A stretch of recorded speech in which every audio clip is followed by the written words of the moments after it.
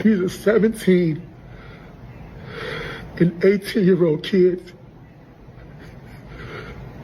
and they couldn't fill in 4 words. 4 words.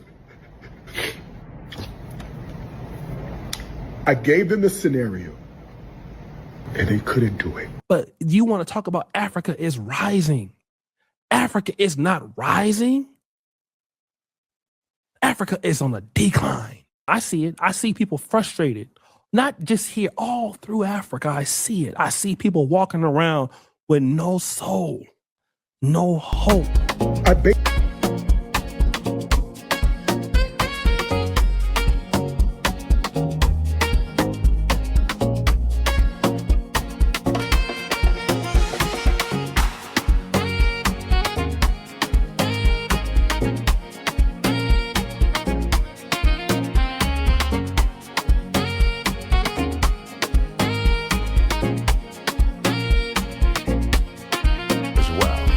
Teachers are in an abusive relationship with the district.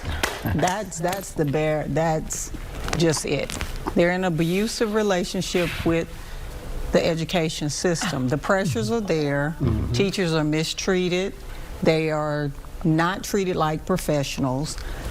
Houston ISD specifically is the most egregious culprit when it comes to abusiveness and abusing teachers. They want them to stand constantly. They can't sit down.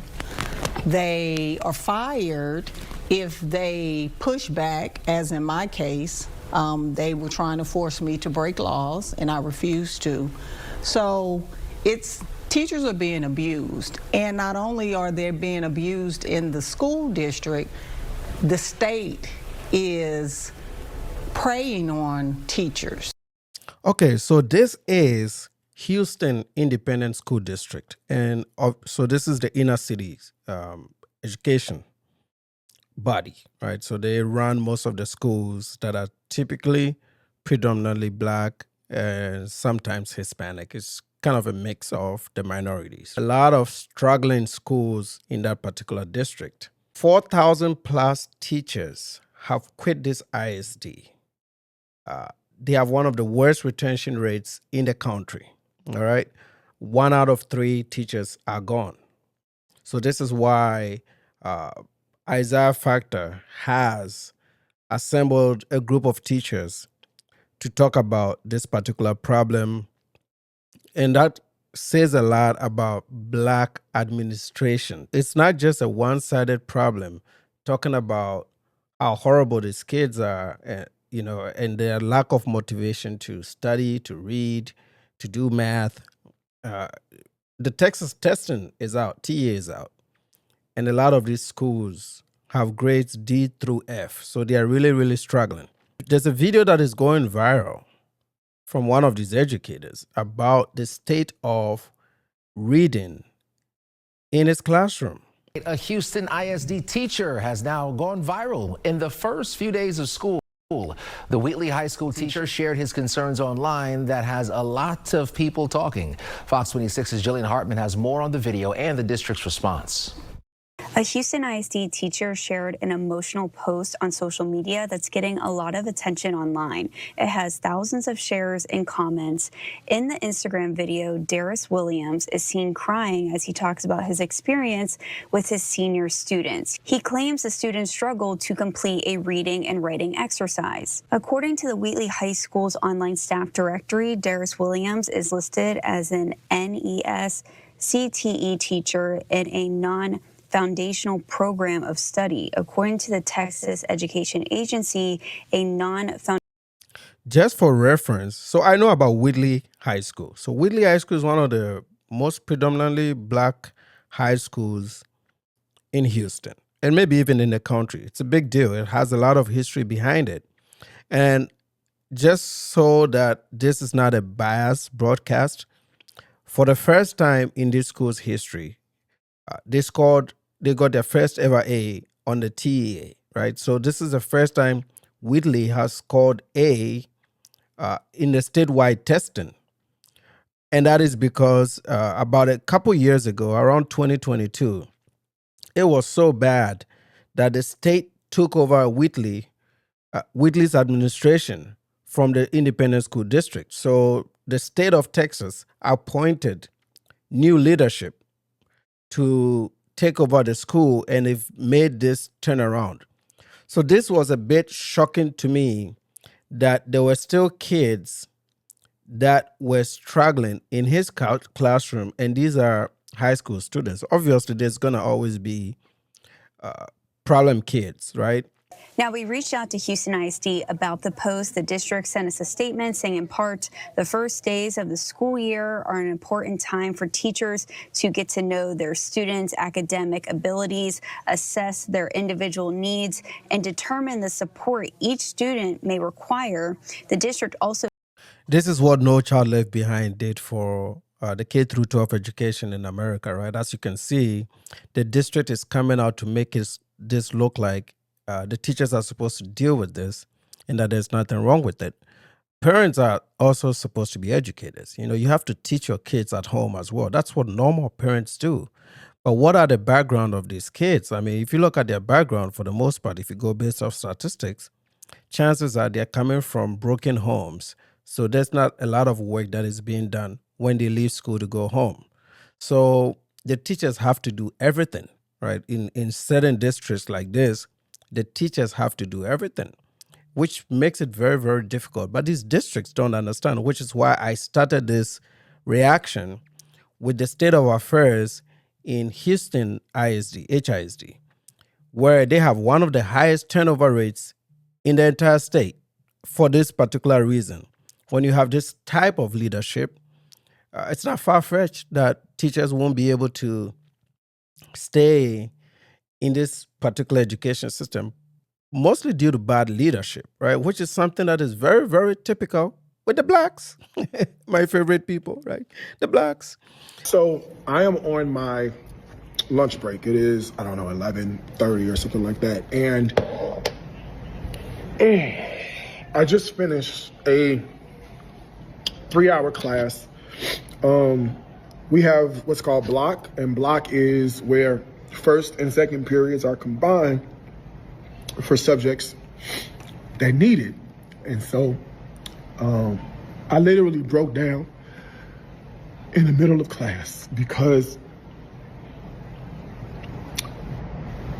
I'm teaching seniors.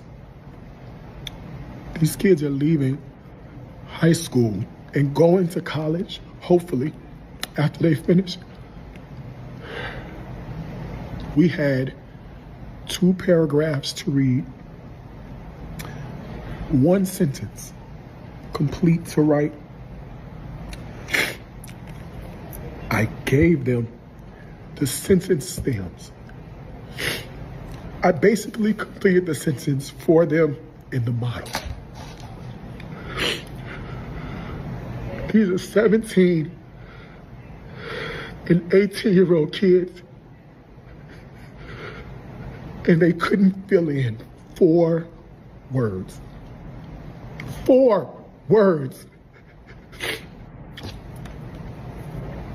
I gave them the scenario. We annotated together. I gave them the answers before we even had the problem. And they couldn't do it. I don't know. I simply don't know where the problem is. This is only day 2. And I have seniors who simply cannot read and seniors who cannot write. They cannot write. They can reason. They have the ability to defend their reasoning if it's talking to their homeboy, but applying that to a written text, 2 paragraphs, and they couldn't do it. Our young black men, our young brown men, our young black girls, and our young brown girls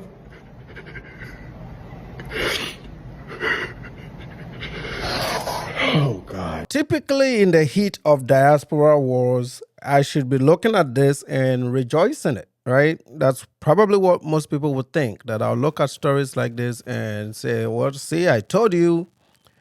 But there is some responsibility that these people have to take because I think, as you can see in the comment section, I says they are busy doing diaspora wars, right? They're busy doing diaspora wars, ignoring some of the most important things that they can use their platforms to do. You know, they can do a whole lot of positivity in their communities with these platforms and the massive wealth that they've built online. But instead, they're using it to target the wrong people. You know, if there were very good diaspora relations, all these high-skilled professionals that have come from the Caribbean and Sub-Saharan Africa in the U.S. could do very impactful things in minority communities if the foundation is laid for that to even be possible. But this is not going to get anywhere, right? So this is why I'm not going to look at this story and laugh at it, because I'm looking at this man's passion. And I tend to like Black folks of that generation, right? I do. I tend to like the Black folks of that generation. So I'm not going to look at Darius' story and say, hey, we got one on them. That's not the case. But I want to bring your attention to some data. And this is coming from the National Assessment of Educational Progress, that's NAEP. If you go to fourth grade, roughly 45% of white fourth graders score proficient or above in reading, compared to, be ready for this, 18% of Black fourth graders. 18%. 18%. That's how bad it is. Okay? Now, when they move up grades a little bit, go up to the 8th grade, it gets worse. That number drops to 15% of Black 8th graders that are not doing things at proficiency levels. Okay? Now, of course, if you go into a lot of papers, they're going to start talking about opportunity gaps, school funding, and all the blah, blah, blah they talk about, and systemic issues and all that stuff, which is why I've said systemic issues don't seem to plague other groups of people that look like them, which has sparked these same diaspora wars, right? But I also have said in a lot of my videos that most of this is also cultural. If you don't come from a culture that prioritizes education and reading, and everybody has to be a celebrity. You see them do on YouTube, right? Even the guys that criticize me on YouTube, they always do it based on, oh, look at your sub counts, oh, look at your views. It's like, I don't make a living off this stuff. I don't. I could care less. I don't make a living off of that. I just want the information out there to be on record, all right? So as long as I've been able to deliver that, I think I've done my job, right? But somebody says, this is scarier than any horror film. It is scary because you know what is going to happen? That is a track for kids that are going to fail in life. And what do failed kids do if they don't become YouTubers and hate on other groups? They end up committing crimes and become criminals and make it harder for regular folks to live their lives. So everybody is impacted one way or the other, even if you think that it doesn't impact you, right? Because like I've always said, your best bet for other groups is to always isolate yourself. Your isolation can only take you so far because these guys can bring the crime to you, right? They can bring the crime to you. So this is reading. Now, if you think about mathematics, it's even worse. We're talking single digits now. So these FBAs have a lot more work to do than they are putting out there. You know, like I said, if your competition is somebody sitting in Sub-Saharan Africa, you've already lost at life. You should compete with the groups here that can compete with you at the same level playing field. Right? You should. You go all the way to a third world country to compete with them while you are in the best economy and the best country, really, in terms of data points in the world. you've already lost. You've already lost the argument, So this is very scary. I agree with that comment. It's very scary. We know the parenting issues are never going to improve. And that is translated into educational issues, and that will translate into less opportunities, and that will also translate into crime. So this cycle is going to always repeat itself. And from me, like a lot of observations that I've done here, I've seen just how bad things are getting for these folks, man. It is bad. They got no chance. I have made that prediction. In the next 10 years, it'll be so obvious. It is obvious now, but it'll be so obvious and the distinctions will be so clear, which is why I push, I say this thing sometimes. I see Black immigrant groups. I don't know if it's a way to feel accepted. They come on this platform and they make all this all-inclusive Black talking points to make it feel like you're part of a bigger Black group, but you're not. You're supposed to mirror what the Southeast Asians do, the Indians and the Sri Lankans, right? They come into America, they carve out their own little communities. They focus on Kumon, education as their priority.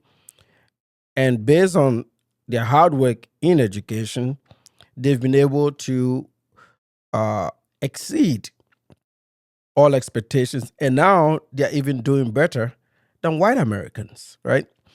And this should be the framework for the Black immigrant. Ignore the race. Ignore any connection or association with people just because they share your skin color. If you think at that level, then you're going to have to adopt their victimhood and all the things and accept defeat, that you won't do well due to some systemic issues, right? So you're going to be part of that mindset, which is very anti-competition. Eventually, it's going to affect you and your children. The best course of action for the Black immigrant is to build on the foundations of your education systems back home that you came with, add on a layer of the American education system to push you into a stable employment, healthcare, technology, wherever you find yourself. Do some community service, share knowledge with your fellow Black immigrants, and build your own community within America. There's so many diverse groups in America. You're not a separatist when you do that. Every group of America have a place where they congregate, like the Liberians, North Dakota and Pennsylvania, right? The Ghanaians, Massachusetts, for example, or even here in the Dallas area, around Irving. So you have your little corners and your little places where you congregate, and then you share opportunities among yourselves, and then you teach your children to build on your success so that they can be successful and pass it down. If you deviate away from this and you try to be, holding placards, fighting some big Black systemic issues that you've never felt, what is going to happen eventually is your kids are going to drop off. They're going to start seeing themselves as these people. They're going to start inheriting their problems.